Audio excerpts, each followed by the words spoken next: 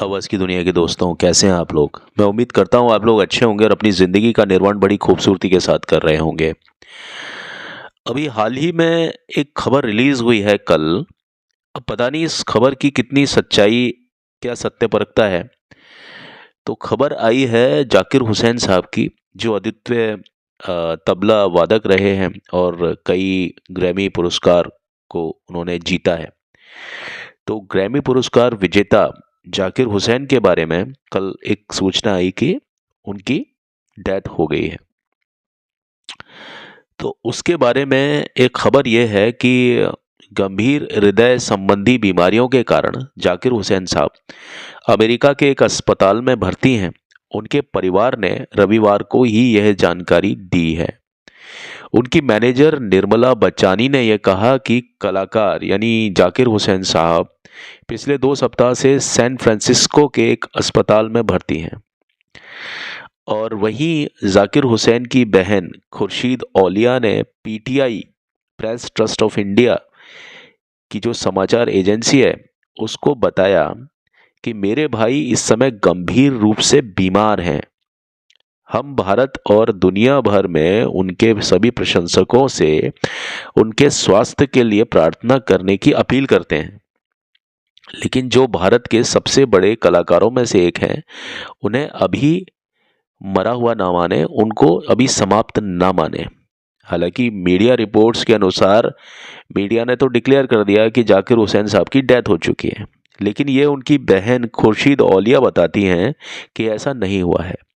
वो आगे बोलती हैं कि मैं सिर्फ मीडिया से अनुरोध करना चाहती हूँ कि वे जाकिर हुसैन के निधन के बारे में गलत जानकारी ना फैलाएं। वो इस समय जीवित हैं। ये माना कि वो बहुत गंभीर क्रिटिकल स्थिति में हैं, लेकिन वो अभी भी हमारे साथ हैं। वो अभी तक हमें छोड़ करके नहीं गए हैं। इसलिए मैं यानी खुर्शीद औलिया जाकिर हुसैन साहब की बहन मीडिया से अनुरोध करती हूँ कि इस अफवाह को ना फैलाएं कि उनका निधन हो गया है। फेसबुक पर यह सारी गलत जानकारी देखकर बहुत ज़्यादा दुख होता है, उन्होंने कहा। हाँ, जाकिर हुसैन बीमार हैं और वो अभी आईसीयू में भर्ती हैं, ये बात सच है।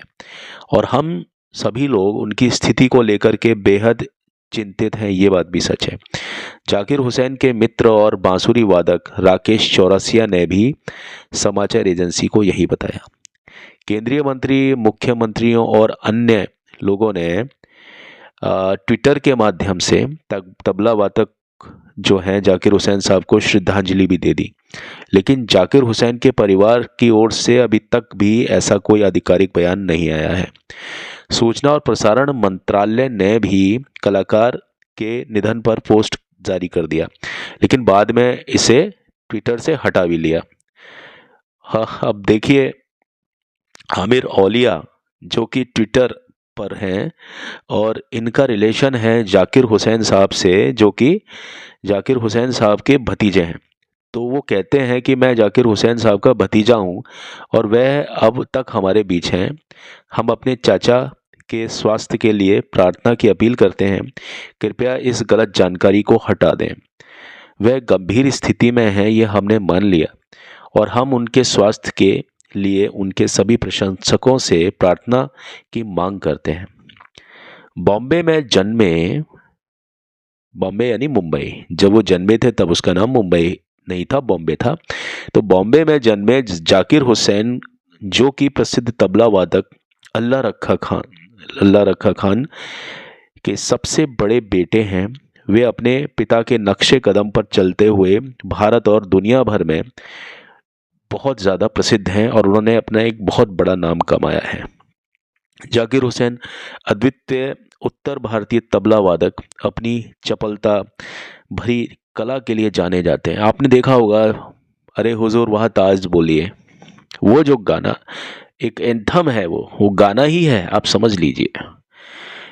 और उसको जो किस प्रकार वो कई कई तबलों से अपना हुनर दिखाते हैं, एक तबला, दो तबला, तीन तबला, चार तबला, न जाने कितने तबले एक साथ बजा लेते हैं। उसको मैं गाना ही मानता हूँ। वो जो बहुत पहले ताज का एक विज्ञापन आया करता था, वो एक शानदार टेक्नीशियन रहे हैं और रचनात्मक, अपनी जो क्रिएटिविटी हर जगह पर वो क्रिएटिव है, वो कभी भी ऑर्थोडॉक्स नहीं थे।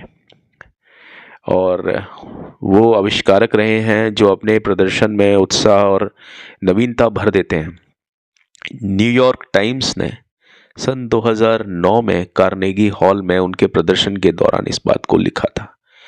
अपने पहले ही कार्यक्रम की बुकिंग की कहानी सुनाते हुए उन्होंने बताया था कि उनके घर एक पत्र आया था जिसमें उनके पिता को कार्यक्रम के लिए आमंत्रित किया था। जाकिर हुसैन ने खुद ही जवाब में लिखा कि उनके पिता उस दिन कार्यक्रम में नहीं आ सकते, लेकिन उनका बेटा उपलब्ध है। हालांकि उन्होंने यह नहीं बताया कि वो केवल 13 साल के थे उस समय। और यह बात काम कर गई और उनके संगीत करियर की शुरुआत हो गई। इस संगीतकार यानी जाकिर हुसैन साहब ने कई अंतर्राष्ट्रीय और कई भारतीय कलाकारों के साथ में काम किया, और ये सब जो थे ये बड़े ही नामचीन और प्रसिद्ध कलाकार हुआ करते थे। लेकिन 1973 में अंग्रेजी गिटारिस्ट जॉन मैक्लाग्लिन, वायलिन वादक एल शंकर और ताल वादक टी.एच. विक्कू विनायकम के साथ उनका जो प्रोजेक्ट था, जो परियोजना थी भारतीय शास्त्रीय संगीत और जैज़ के अनोखे फ्यूजन के लिए, वो बहुत ज़्यादा मशहूर हुए।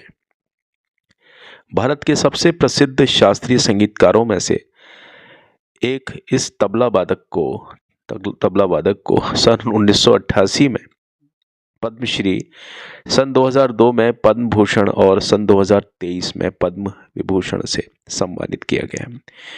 मैं इस बात को खुश होकर इसलिए बोल रहा हूँ क्योंकि जो जाकिर हुसैन साहब अभी हमारे बीच हैं, भले ही वो कितनी ही क्रिटिकल कंडीशन में हों, तो हम ईश्वर से, हम प्रभु से, हम जीसस से, हम वाहिगुरु से, हम सभी ईश्वर से, सभी के नाम अलग अलग हैं, शक्ति एक ही है, सभी से इस बात की रिक्वेस्ट करते हैं, प्रार्थना बोलते हैं। हम उनके लंबे जीवन की कामना करते हैं। हम चाहते हैं कि वो हमारे बीच रहें, बहुत लंबे समय तक रहें, और अपनी बीमारियों से, अपनी व्याधियों से वो लड़ कर के बहुत जल्दी वापस आ जाएं, और इन्हीं प्रार्थनाओं के साथ, उन कंपाओं के साथ मैं अपने इस अध्याय को समाप्त करने की आपसे गुजारिश चाहता हूँ। आप सभी खुश रहें, आबाद रहें, मस्त रहें, और आप सभी लोग भी प्रार्थना करें जाकिर हुसैन साहब के लिए कि वो अभी भी हॉस्पिटलाइज्ड हैं, उनकी डेथ नहीं हुई है, तो वो हमारे बीच फिर से आ जाएं और जो भी उनकी दिक्कतें हैं वो सब खत्म हो जाए। तो हम सबको इस अवसर पर प्रार्थना करनी चाहिए, ऐसा मैं समझता हूँ। Thank you, have a nice time, bye.